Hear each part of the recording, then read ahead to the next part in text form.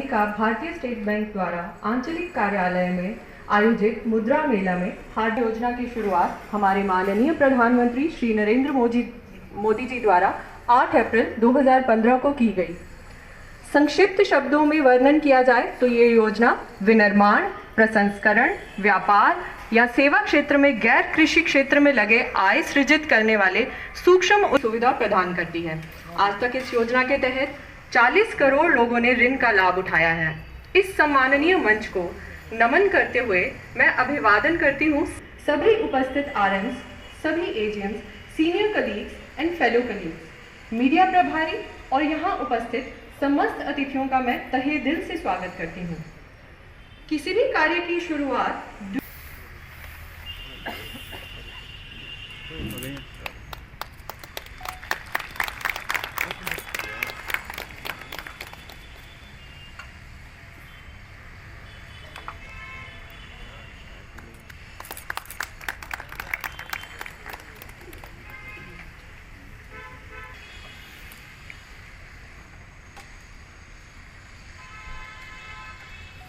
धन्यवाद।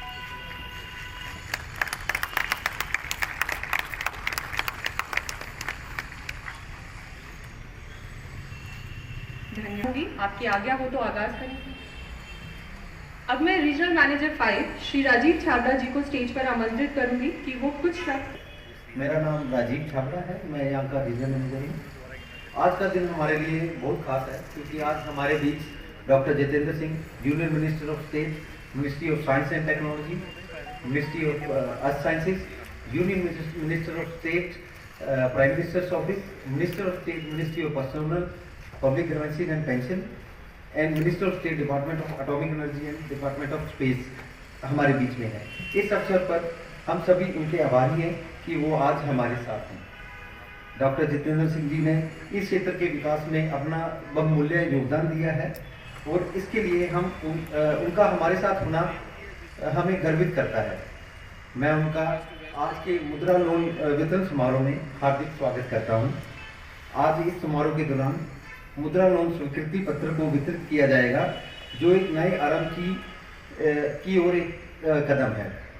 मुद्रा लोन योजना सरकार का एक महत्वपूर्ण कदम है जो स्मॉल एंटरप्रेन्योर्स और व्यापारियों के लिए एक नया प्रेरणा स्रोत है। डॉक्टर जितेंद्र जी के साथ हम आशा करते हैं यह कदम हमारे देश के हर कोने में रोजगार और विकास की दिशा में एक नया परिवर्तन।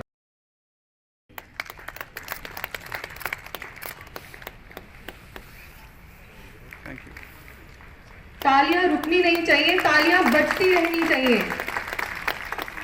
सभी से निवेदन है तालियों से इनका हौसला अफजाई करिए। अजीत कुमार,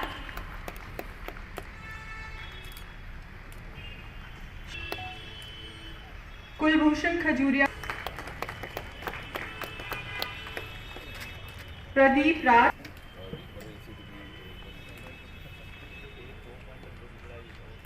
सर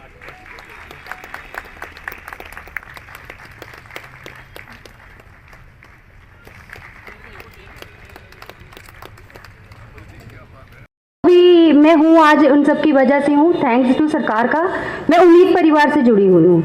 मुझे देखा जाए तो मैं पहले कुछ भी नहीं थी, आज मैं जहाँ पे जो बोल रही हूँ मैं सब उम्मीद की वजह से हूँ, क्योंकि कहते हैं उम्मीद एक बहुत बड़ी चीज़ होती है।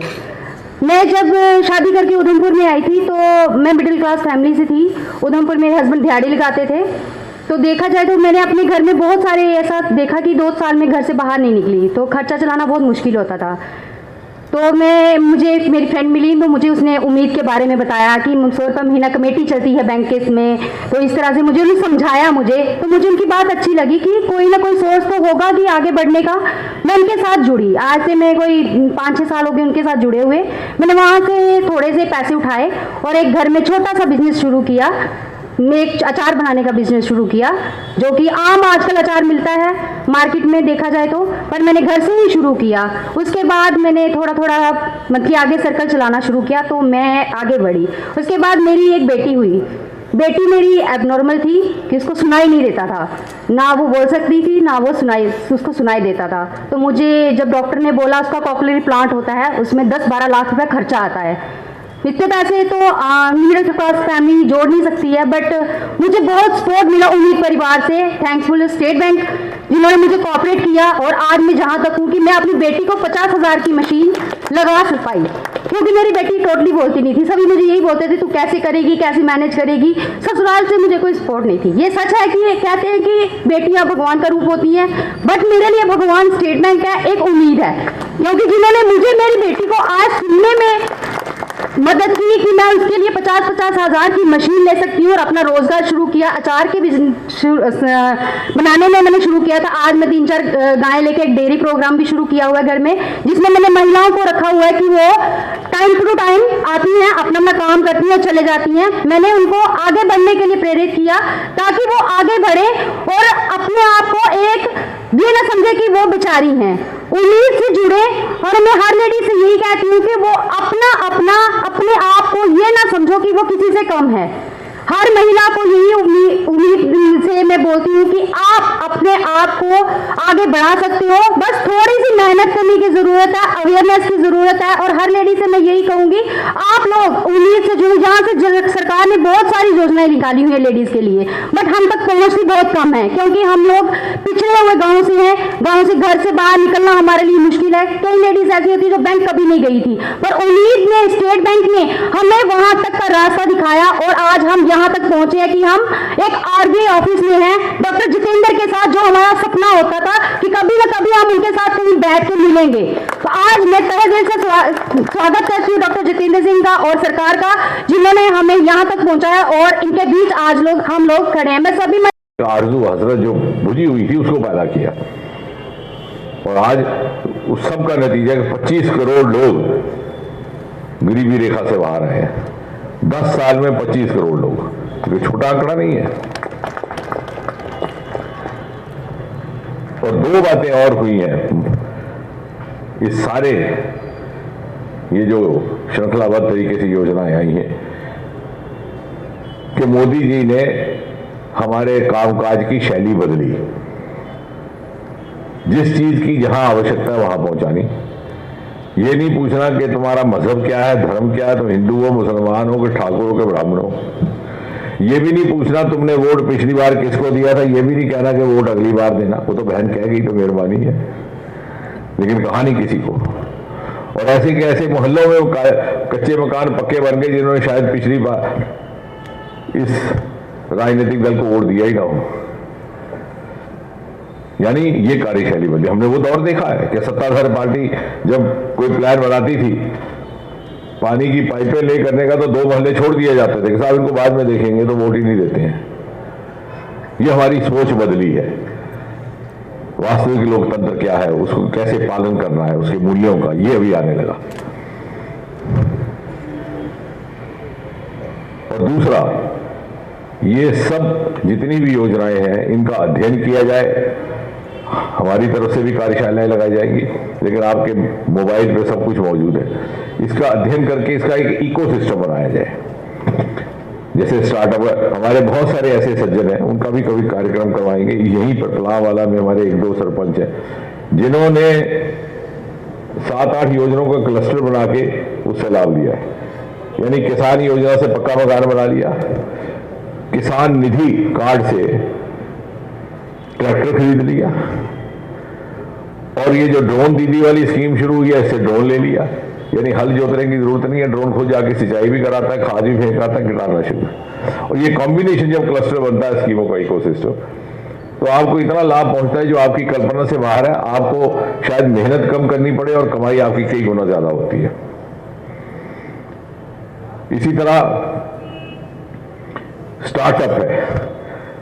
मुझे भली भांति याद है जब मोदी जी ने पहली बार लाल किले से अपने स्वतंत्रता दिवस के संबोधन में आह्वान किया, startup India, stand up India. ये मैं आपको समझाने का प्रयास कर रहा था।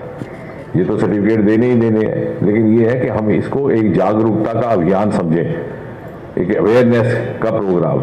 छोटे छोटे वीडियो भी बनाए जाएंगे। अब इस प्रोग्राम में लाभार्थियों को बोलने का इतना नहीं था, लेकिन मेरा ही निवेदन था कि बोलिए, क्योंकि यही वीडियो जब चलेंगे आपके सोशल मीडिया पे तो लोगों को समझ में आएगा। अब जैसे कश्मीर में मैं गया तो मैंने वहां कहा, मैंने कहा 1 करोड़ यहाँ 2 करोड़ पर्यटक आए, इन पर्यटकों के वीडियो नहीं होने बनाने चाहिए थे, वो लाके बोलेंगे। क्योंकि कोई भी परिवार अगर आता है, कोई अपना परिवार लेकर दूर गुजरात से, तमिलनाडु से, विदेश से कश्मीर घूमने, तो वो सरकार के कहने पे तो नहीं आएगा। सरकार कह देगी हालात बड़े अच्छे, वो नहीं मानेगा, वो थोड़ा अपने बच्चों को जोखिम में डालेगा। वो किसी पार्टी या किसी पॉलिटिकल पार्टी कहने पर नहीं आएगा, वो अपने साधनों से पहले पता करेगा। और वही हमारा प्रमाण है कि हालात अब सुरक्षित है। तो ये इनके वीडियो भी बनाए जाएंगे, हम बनाने का कर भी रहे हैं प्रयास, ताकि इन्हीं के माध्यम से इनका संदेश, इन योजनाओं का पैगाम लोगों तक पहुंचे। और यही सक्सेस स्टोरीज हमारी सक्सेस का राज भी रहेगी।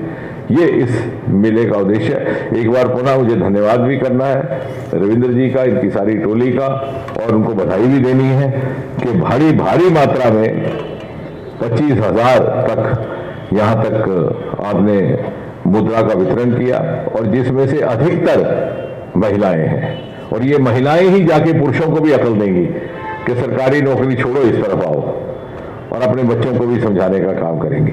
बहुत बहुत धन्यवाद।